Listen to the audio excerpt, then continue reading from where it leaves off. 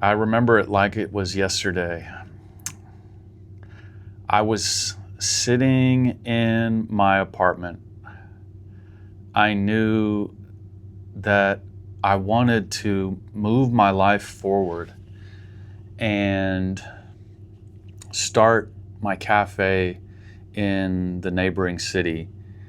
And I knew money was going to be tight. I knew that in order to make my dream come true, I would have to find something to do with my cats. I, over the last 5 years, had my first cat since I was a kid, but that cat didn't really count because it was, well, I guess it did count, but it was my parents were taking care of it, and I don't even know how long I had it until sadly it got run over. It was a gray cat, and I called it Tom after Tom and Jerry. And I loved it, but I just don't, I was so young. I think I was under 10, and I didn't even really understand at that age, call me dumb, really what even a pet meant in the same way that I do now.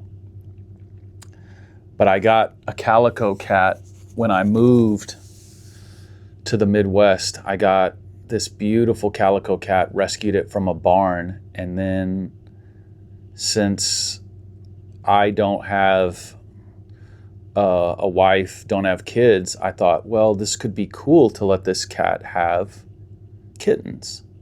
And what an amazing experience it was. That cat, Violet, had kittens. I kept 2 of the cats, a girl and a boy, Bear and GB.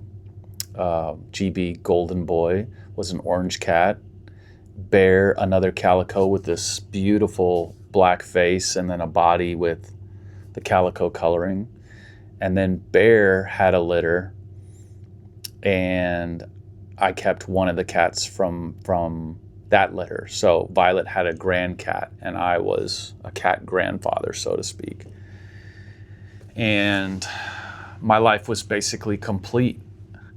I lived in my apartment by myself, and I never felt alone. And even though I didn't let the cats into my room because they always just wanted to trounce all over my pillow, and since I let them get into everything and go into the bathroom, I didn't really feel comfortable with them going on my pillow, but they had plenty of furniture to sleep on out in the apartment, and I absolutely loved them. And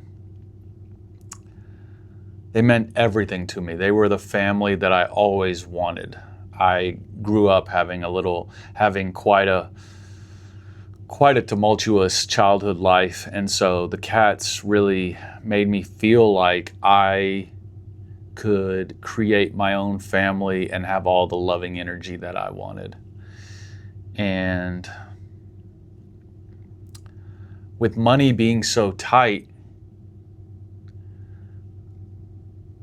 for me over the last few years, and wanting to continue to make more money to provide more for my cats, I had a dream of getting a place on a little piece of land with a screened-in porch where they could come in and sleep in the indoors, but yet go outside and roam and play and just be completely happy. And I thought, well, I need to work really hard and I need to make more money. So I thought this cafe space that I'm going to create is going to solve my problems. And I had recently gotten a little bit of extra money, and I thought, okay, this is my opportunity. But while I'm making this happen, I'm going to be staying with some friends, and they can't have cats at their place. And so I need to figure out something to do with the cats.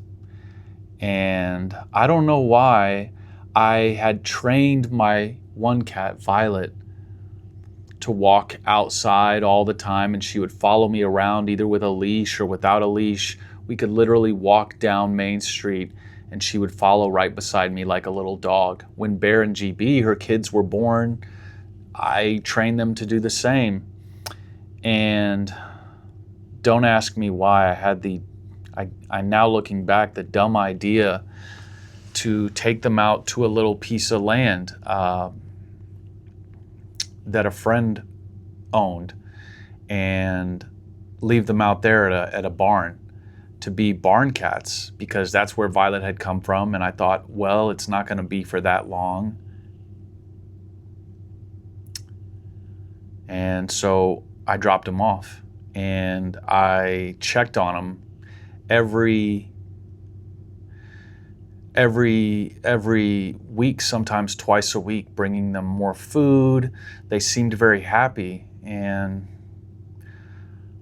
but my heart was just broken. I thought, here I have the best family that I've ever had, and I'm just going to walk away from it.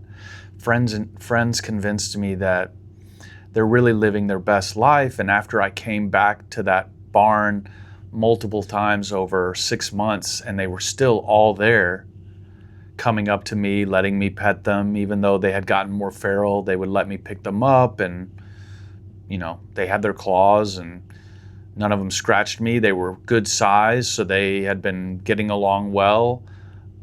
Violet had gone missing several times in my previous apartment, and I had scared me to death, and I had questioned my life when she was gone for 7 days one time.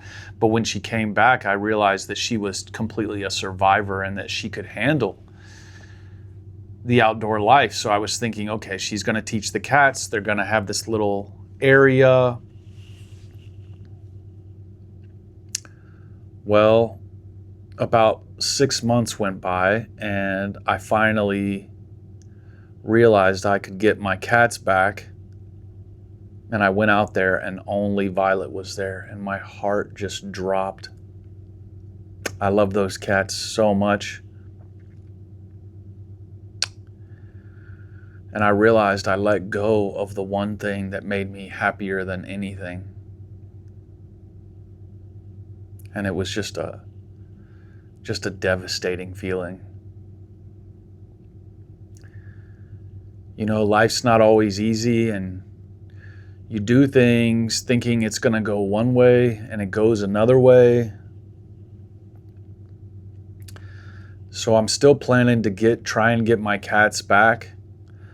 I'm going to go out to that piece of property again, which has now changed hands, and they've torn the barn down. And I'm going to go up and down the street and during the middle of the day and just politely ask all the houses. This will be about 1.5 years later if they've seen my cats. I made posters and posted them in the area. No word back on Bear, GB, or the grand cat, Bluey. I remember seeing them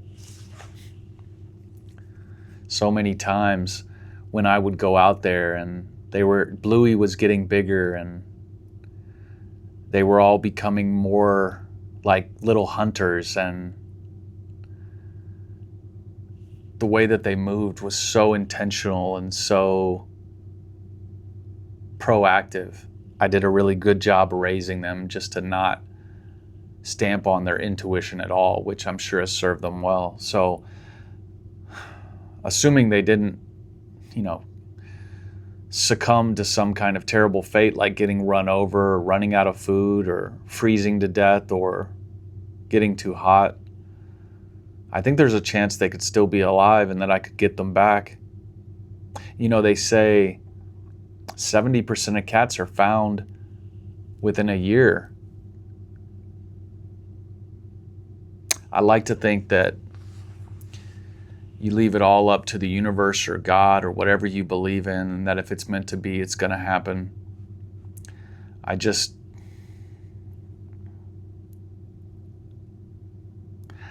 don't want this to be the lesson that I learned, where I understand that you can't let go of the things that you love if you don't have to. And it just eats me up inside. This has been a little bit different video. I wanted to start telling some stories, and I'm a little pressed for time. I've been juggling this channel with doing other work to get by. So thanks for watching if you made it to the end of the video. I might retell this story when I have a little bit more time. I appreciate you tuning in, and hold tight onto the things that you love, because you may not get a second chance.